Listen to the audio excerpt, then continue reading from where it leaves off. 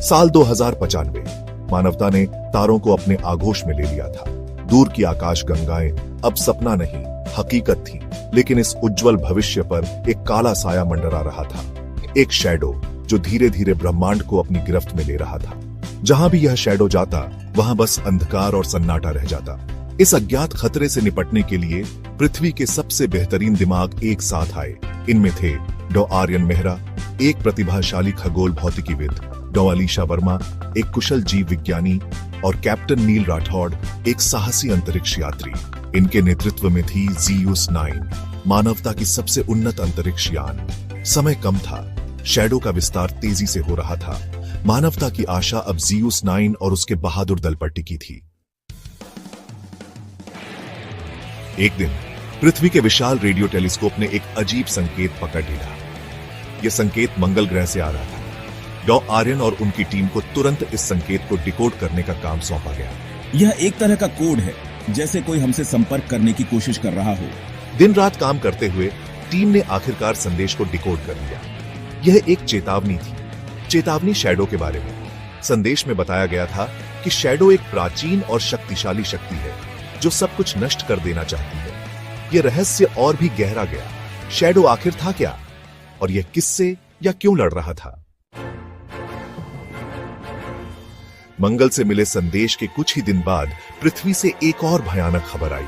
शनि के चंद्रमा टाइटन पर बसाई गई मानव बस्ती अचानक गायब हो गई थी। यह कोई दुर्घटना नहीं हो सकती, कोई चीज टाइटन को निकल गई है, और मुझे लगता है कि हम सब जानते हैं कि वह क्या है। ज़ीउस 9 तुरंत टाइटन के लिए रवाना हुआ। जैसे ही यान टाइटन के करीब पहुंचा, टीम ने कुछ अजीब देखा। शैडो वहां था, एक विशाल काले बादल की तरह टाइटन को घेरे हुए। यह अविश्वसनीय है। शैडो जीवित लग रहा है। टाइटन पर पहुंचकर ज़ीउस 9 ने शैडो का अध्ययन शुरू कर दिया। उन्होंने पाया कि शैडो असल में एक प्रकार की जीवित ऊर्जा है जो प्रकाश और जीवन को अवशोषित करके बढ़ती है। शैडो एक तरह का ब्रह्मांडीय परजीवी है। यह ग्रहों और तारों की ऊर्जा को चूसकर खुद को शक्तिशाली बनाता है। लेकिन शैडो की उत्पत्ति एक रहस्य बनी रही। यह कहां से आया था और इसका उद्देश्य क्या था? इन सवालों के जवाब खोजने के लिए ज़ीउस 9 को शैडो के अंदर जाना होगा। शैडो में प्रवेश करना एक आत्मघाती मिशन था, लेकिन डर के आगे झुकने का समय नहीं था। मानवता का भविष्य दांव पर लगा था। डॉ आर्यन ने एक योजना बनाई। वे शैडो के अंदर जाकर क्वांटम प्रकाश बम का उपयोग करेंगे। यह बम, यदि यह काम करता है, तो शैडो को नष्ट करने के लिए पर्याप्त शक्तिशाली था। हम सब जानते हैं कि क्या दांव पर लगा है। हम शायद वापस ना आ पाए, लेकिन हमारी कुर्बानी से मानवता को जीने का एक और मौका मिलेगा। अंदर अंतरिक्ष यान के ज़ीउस 9 का दल अपने मिशन के लिए तैयार हो रहा था। चेहरों पर गंभीरता थी, लेकिन संकल्प भी अडिग था। ज़ीउस 9 धीरे धीरे शैडो के अंदर घुस गया। यान के चारों ओर अंधेरा घना होता गया। अचानक यान हिंसक रूप से हिलने लगा। हमें बाहर निकलना होगा। यह यान इस दबाव को और नहीं झेल पाएगा। कैप्टन नील ने जल्दी से एक बचाव पॉड तैयार किया। डॉ आर्यन और डॉ अलीशा पॉड में सवार हुए। तुम दोनों जाओ, मुझे बम को सक्रिय करना होगा, यह मेरा कर्तव्य है। डॉ आर्यन और डॉ अलीशा बेमन से पॉड में बैठ गए। उन्होंने कैप्टन नील को आखिरी बार देखा। उनकी आंखों में दृढ़ता और साहस झलक रहा था।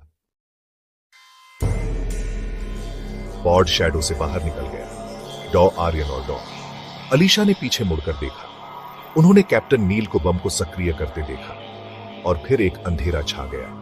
एक अंधेरा जो सब कुछ नष्ट कर देने वाला था। लेकिन यह अंधेरा शैडो का नहीं था। यह क्वांटम प्रकाश का अंधेरा था। एक अंधेरा जो जीवन को जन्म देने वाला था। जब धमाका शांत हुआ तो डॉ आर्यन और डॉ अलीशा ने अपनी आंखें खोली। शैडो चला गया था। आसमान में फिर से तारे चमक रहे थे। कैप्टन नील ने अपनी जान देकर मानवता को बचा लिया था। शैडो का खतरा टल चुका था, लेकिन यह अनुभव मानवता के लिए एक सबक था। ब्रह्मांड में अकेले नहीं है, और हमें हमेशा तैयार रहना होगा अपनी रक्षा के लिए और अपने भविष्य के लिए। मानवता ने अब एक नई शुरुआत की, एक ऐसी शुरुआत जिसमें साहस, त्याग और आशा की कहानी हमेशा याद रखी जाएगी। कैप्टन नील की याद में और एक बेहतर कल के वादे के साथ। 20वीं सदी के अंत तक मानव ने तारों को अपनी मुट्ठी में करने का सपना देखना शुरू कर दिया था। चंद्रमा पर पहला कदम एक बड़ी छलांग थी। फिर मंगल ग्रह था, लाल ग्रह, जो मानवता को अपनी ओर आकर्षित कर रहा था। साल 2049 तक मानव ने मंगल ग्रह पर कॉलोनी स्थापित कर ली थी। हमारे वैज्ञानिक और इंजीनियरों ने अथक प्रयास से यह सपना साकार किया था, लेकिन ब्रह्मांड हमेशा से रहस्यों से भरा रहा है। एक दिन एक अजीब संकेत अंतरिक्ष की गहराइयों से पृथ्वी पर पहुंचा। यह संकेत किसी भी ज्ञात सभ्यता से मेल नहीं खाता था। यह रहस्यमय था, शक्तिशाली था और डर का कारण बन रहा था। क्या यह संकेत मित्रता का था या फिर किसी अज्ञात खतरे का अग्रदूत? यह सवाल सभी के मन में था। यह रहस्यमय संकेत मिलते ही वैज्ञानिकों ने इसका अर्थ समझने की कोशिश शुरू कर दी। इसी बीच मंगल ग्रह की कॉलोनी से संपर्क अचानक टूट गया। सारे संचार ठप पड़ गए थे। डॉ आर्यन मेहरा, एक प्रख्यात खगोल भौतिक विज्ञानी, चिंतित थे। उनकी पत्नी डॉ अलीशा वर्मा मंगल कॉलोनी की प्रमुख वैज्ञानिक थी। डॉ मेहरा को यकीन था कि यह कोई साधारण तकनीकी खराबी नहीं है। कुछ गड़बड़ थी, कुछ बहुत ही भयानक। मंगल ग्रह की स्थिति का पता लगाने के लिए पृथ्वी से एक विशेष मिशन तैयार किया गया, ZEUS-9। यह एक अत्याधुनिक अंतरिक्ष यान था जो अत्याधुनिक तकनीक से लैस था। डॉ मेहरा खुद इस मिशन का नेतृत्व करने के लिए तैयार थे।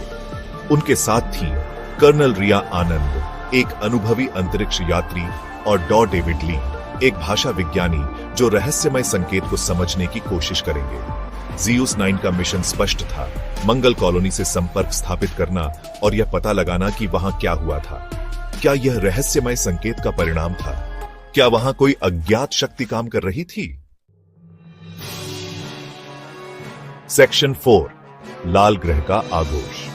ZEUS-9 ने अपनी लंबी और खतरनाक यात्रा शुरू की। दिन हफ्तों में और हफ्ते महीनों में बदलते गए। अंततः ZEUS-9 मंगल ग्रह की कक्षा में प्रवेश कर गया। जैसे ही ZEUS-9 मंगल के करीब पहुंचा, डॉ मेहरा और उनकी टीम ने देखा कि कॉलोनी सुनसान पडीडी है। सब कुछ अस्त व्यस्त था। क्या यहां कोई भयानक आपदा आई थी? सेक्शन 5, छाया का रहस्य। डॉ मेहरा और उनकी टीम ने कॉलोनी में प्रवेश किया। सन्नाटा उन्हें घेरे हुए था। यहां सब कुछ जहां का तहां था, लेकिन लोग गायब थे। अचानक डॉ ली को कॉलोनी के मुख्य कंप्यूटर में कुछ मिला, एक अधूरा संदेश जो किसी अज्ञात भाषा में लिखा था। क्या यह वही भाषा थी जो रहस्यमय संकेत में थी? डॉ ली ने संदेश को समझने की कोशिश शुरू कर दी। उनके चेहरे पर दहशत के भाव उभरने लगे। हमें जाना चाहिए, उन्होंने कहा। यहां से तुरंत जाना चाहिए, लेकिन बहुत देर हो चुकी थी। एक अजीब सी छाया ने ZEUS-9 को अपनी चपेट में ले लिया। क्या डॉ मेहरा और उनकी टीम इस अज्ञात शक्ति से बच पाएंगे? यह जानने के लिए अगले अध्याय का इंतजार करें। नील राठौड़ हाँफ रहे थे। उनकी आंखों में एक अनजान डर था, जैसे उन्होंने कुछ ऐसा देखा हो जिसे इंसानी दिमाग समझ नहीं सकता। नील, बताओ क्या हुआ? आर्यन ने उन्हें संभालते हुए पूछा। वे हमें देख रहे हैं, पर हम उन्हें नहीं देख सकते। नील के होंठ कांपे और उन्होंने धीरे से कहा। अलीशा और आदित्य ने एक दूसरे की ओर देखा। कौन वे? अलीशा ने घबराकर पूछा। नील का शरीर अचानक झटके खाने लगा, जैसे किसी अदृश्य शक्ति ने उसे पकड़ लिया हो। उनकी आंखें और गहरी काली हो गई। ZEUS-9 उनके शरीर में एक अज्ञात ऊर्जा प्रवेश कर रही है। हमें इन्हें तुरंत स्पेसक्राफ्ट पर ले जाना होगा।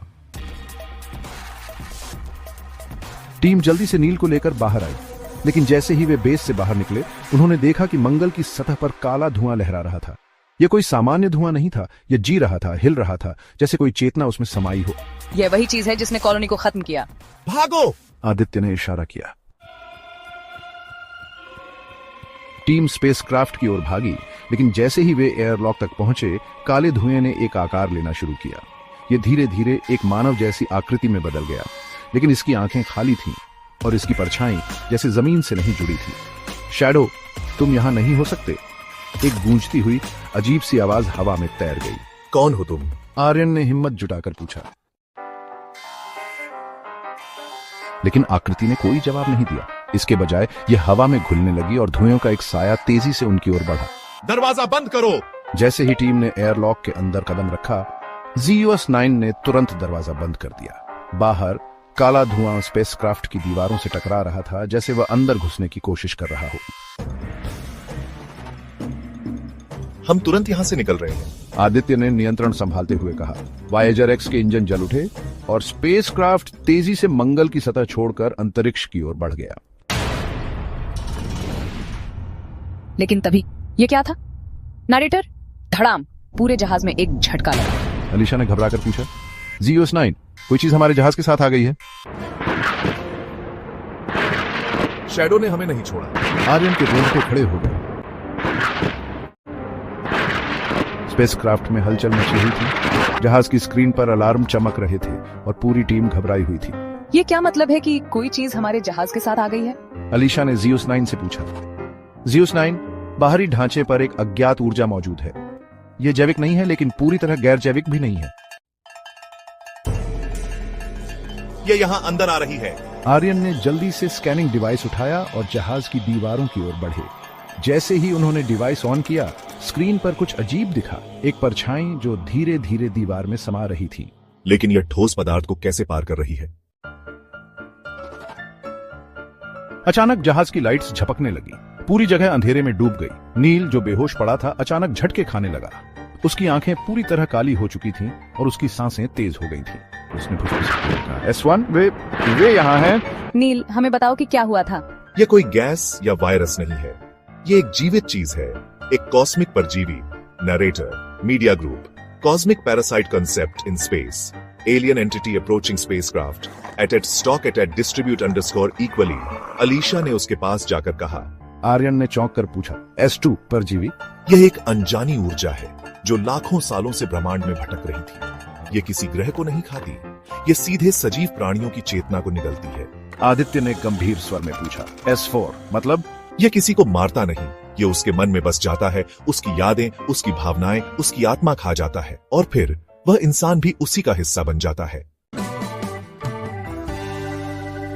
यह हम में से किसी को घेर चुका है। अचानक जहाज में जोरदार झटका लगा और चारों ओर अंधेरा छा गया। Zeus 9 ने चेतावनी दी। लाइट्स झपकते ही जहाज की एक दीवार पर एक काला धब्बा उभर आया। यह धीरे धीरे फैलने लगा, जैसे किसी ने उसे स्पेसक्राफ्ट की धातु पर उकेर दिया हो। फिर वह हिला। उसका आकार इंसानी रूप में बदलने लगा। शैडो, तुम हमारी दुनिया में नहीं हो सकते, वह आवाज हवा में गूंजी। टीम के हर सदस्य का दिल तेजी से धड़कने लगा। अलीशा, ये बोल सकता है? अलीशा ने चौंक कर कहा, शैडो, हम चेतना हैं, हम प्रकाश से परे हैं, हम सदा से यहाँ थे और सदा रहेंगे। आर्यन, तुम क्या चाहते हो? आर्यन ने हिम्मत जुटाकर पूछा। शैडो, हम अस्तित्व को निगलते हैं। तुम्हारे विचार, तुम्हारे डर, तुम्हारी इच्छाएं, हम सब कुछ महसूस कर सकते हैं। आदित्य, और अगर हम तुम्हें रोकें? आदित्य ने बंदूक उठाते हुए कहा। शैडो, तुम रोशनी को बंद नहीं कर सकते, तुम केवल इसे देख सकते हो और यह तुम्हें बदल देता है। परछाई की आकृति एक ठंडी हंसी में बदल गई। स्पेसक्राफ्ट में पैनिक फैल चुका था। अलीशा, हमें इसे रोकने का कोई तरीका खोजना होगा। आर्यन, अगर यह चेतना को निगलता है तो इसका एकमात्र दुश्मन क्या हो सकता है? आर्यन ने सोचा। Zeus 9, उत्तर क्वांटम लाइट। Zeus 9 की आंखों में हल्की नीली रोशनी चमकी। आदित्य, क्या? आदित्य ने चौंक कर पूछा। Zeus 9, क्वांटम लाइट एकमात्र ऊर्जा है जो पदार्थ और एंटीमेटर दोनों को प्रभावित कर सकती है। अगर हम इसे उच्च तीव्रता में रिलीज करें तो यह शैडो को खत्म कर सकती है।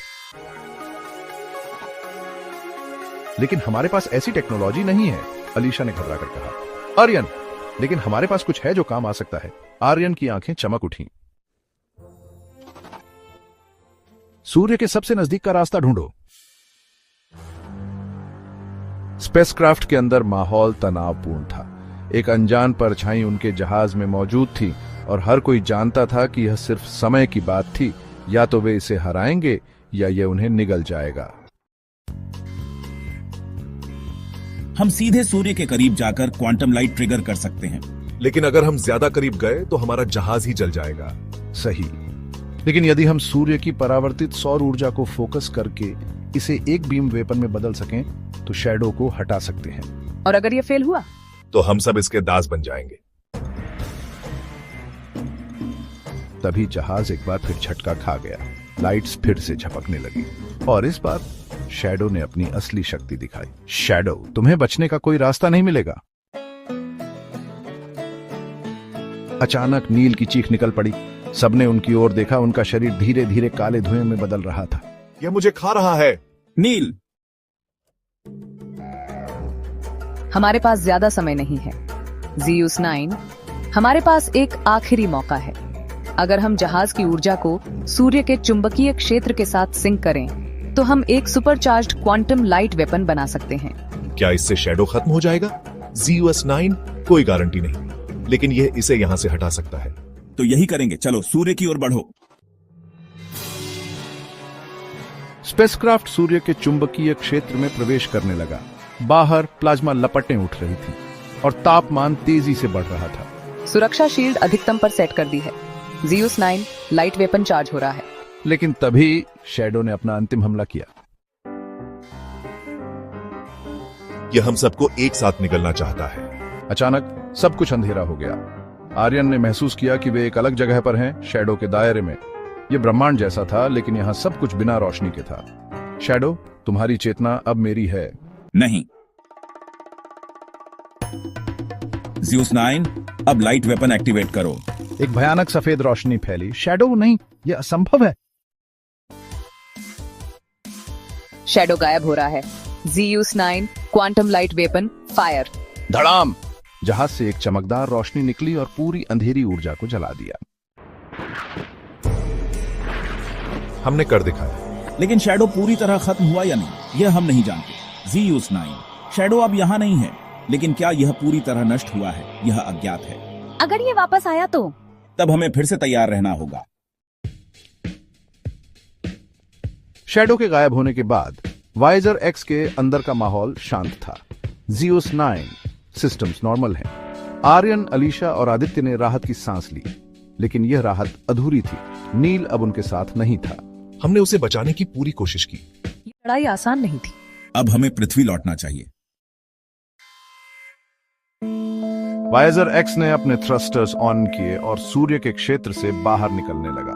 ज़ीउस 9, हमें पृथ्वी पर उतरने में 48 घंटे लगेंगे। सबने राहत की सांस ली, लेकिन तभी सिस्टम में एक हल्की गड़बड़ी हुई। लाइट्स झपकने लगी। यह क्या था? ज़ीउस 9, हमारी ऊर्जा स्थिर है, कोई बाहरी दखल नहीं है। फिर ये लाइट्स क्यों झपक रही हैं? तभी जहाज के कमांड मॉनिटर पर एक संदेश उभर आया। तुमने सोचा कि यह खत्म हो गया।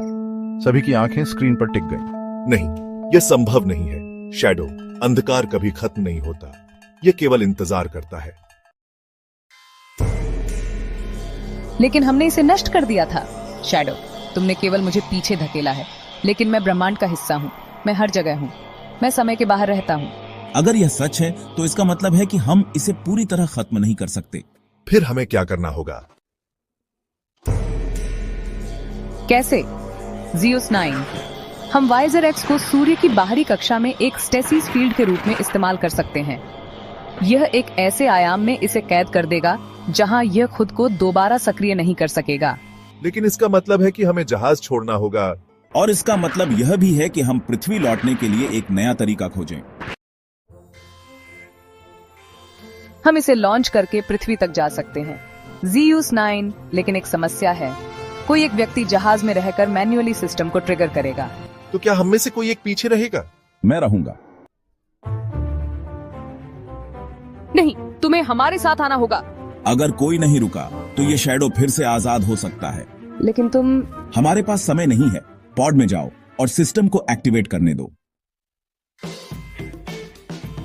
आर्यन ने आखिरी बार स्क्रीन पर देखा। शैडो अब भी उन्हें देख रहा था। शैडो, तुम इसे रोक नहीं सकते। देखते हैं।